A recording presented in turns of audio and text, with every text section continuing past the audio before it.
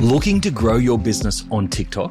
Introducing TikTok ads. With TikTok Ads Manager, the possibilities for your business are endless. Reach over 1 billion active users across the globe, unleash your creativity with their range of advertising solutions, and stay on top of your campaign's performance.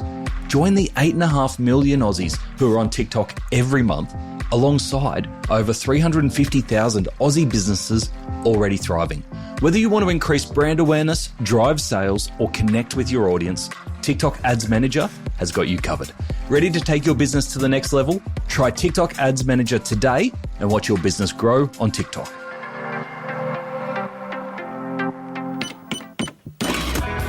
Welcome to The Checkout. We catch up with previous Add to Cart guests and ask them 5 quick questions to get to know them better and leave you with a little extra inspiration to get through your Friday. Here's your host, Bushy. Today's checkout features Carla, Penn-Kahn and David Kahn, co-founders of ProfitPeak.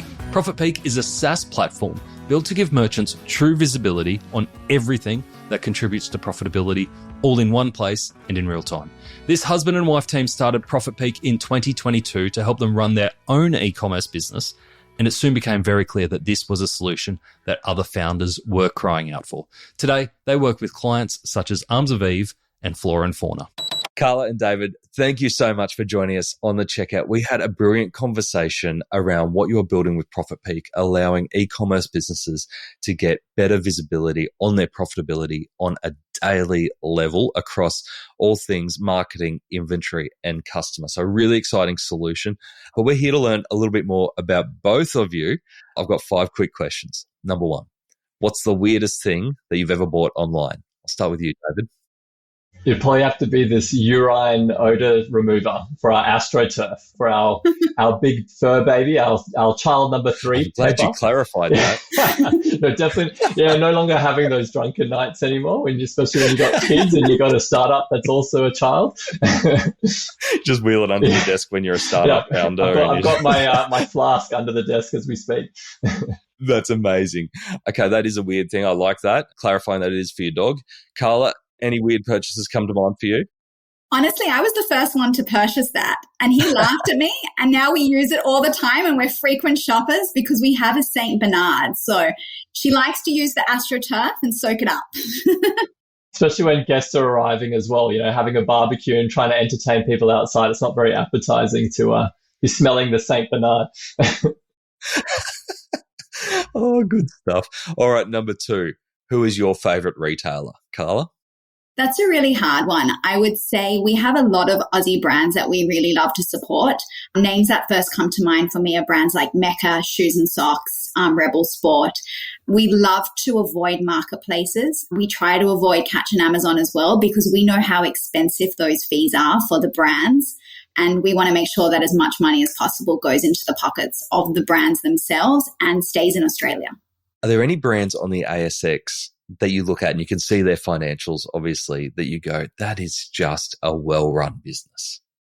Look, I have long admired Temple & Webster.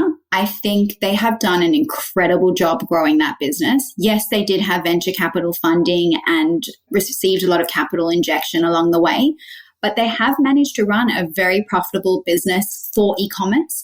I should clarify that. And they have remained profitable for a long time while growing their customer base. So clearly, whatever they're doing in that space, it's working for them.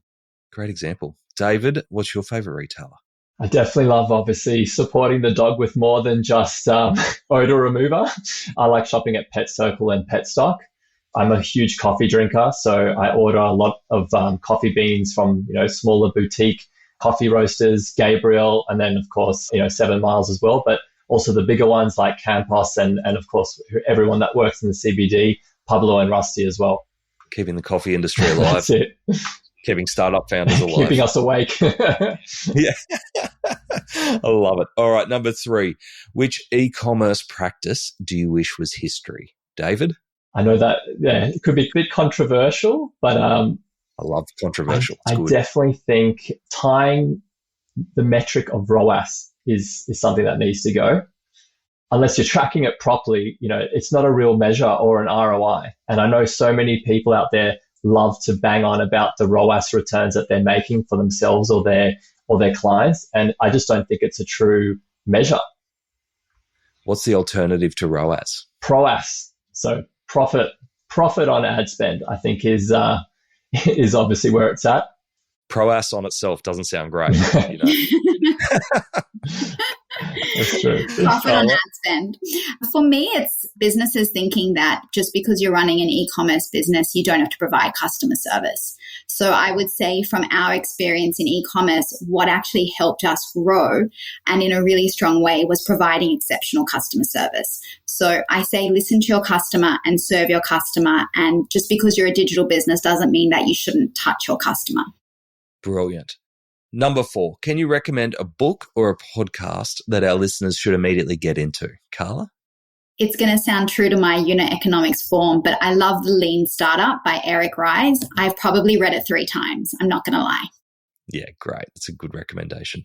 David, do you guys share books or do you have separate reading piles? We sometimes, yeah. Well, I've got the Kindle, but I have been known to stealing her books in the middle of her reading it, thinking that she had finished reading it. But yeah, I'm a good book thief, but I have received a number of really good books over the years. But one thing that definitely is in the front of my mind is, especially as we know we admitted that we are new to the SaaS space, is the SaaS podcast by Penn-Kahn.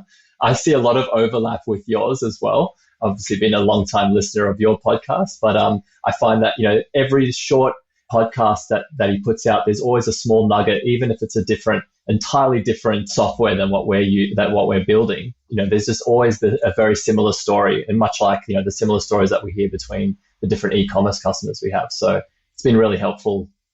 Great tip and a great way to learn quickly, isn't it? Like whenever I throw myself into something new, like even when I was podcasting for the first time, I listened to podcasts about podcasting just for a little while to get myself up to speed. And I was like, cool, I know all the terminology, I know the lingo, I'm ready to go. So it's a great tip as you're entering into somewhere new. Absolutely. Learn from people that have walked the path or are doing what you're doing. Yeah, great. All right, last one I have for you guys. Finish this sentence. The future of retail is giving customers what they want with the shortest journey, the least amount of friction, and obviously the most cost-effective way for a business. Carla? I agree. It's about giving customers what they want. And if that is an in-store experience, then you need to be in store. If that's online, then you need a digital presence. And I don't think anymore it's a matter of which one. It's giving the customer and meeting the customer where you need to be as a brand. What I loved about our main conversation, though, was understanding what the customer wants, but making sure that what you're delivering, especially in terms of unit economics, stacks up. Don't just go after it at all costs, is making sure you've got the foundations in place, that it can be done profitably, not just on a whim and on a hope. 100%.